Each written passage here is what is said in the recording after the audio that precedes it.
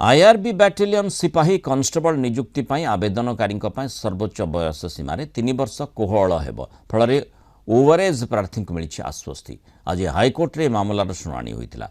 बयस सीमा 3 वर्ष कोहल करने को निर्देश देते हाइकोर्ट। आज मुख्यमंत्री अध्यक्षतार एने एक बैठक बसी। बैठक में बयस सीमा 3 वर्ष कोहल करने सरकार निष्पत्ति नहीं। कोर्ट रे मामलार शुणाणी बेले एही निष्पत्ति संपर्क में हाइकोर्ट को अवगत करथिले एडवोकेट जनरल।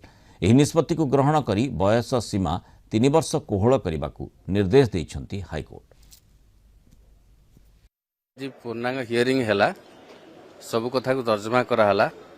जो 6 वर्ष दरकार थिला 6 वर्ष सिंगल बेंच देइथिले सेटा को वर्तमान सरकार ताकू मानि नेले 3 वर्ष मानि नेले।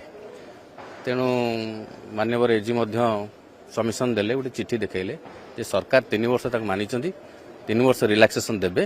बाकी जो 6 वर्ष कथाटा से दे पारे से अनुसार अकॉर्डिंगली डिसाइड हैला 3 वर्ष रिलैक्सेशन दिया गला। नियुक्ति प्रक्रिया चारियो दो माने अप्लाई करथिले रिजल्ट पब्लिकेशन हेतिला जो मानक 3 वर्ष भीतर आसुजी से माने मध्ये तमानकर प्रोसीडिंग चलिवो।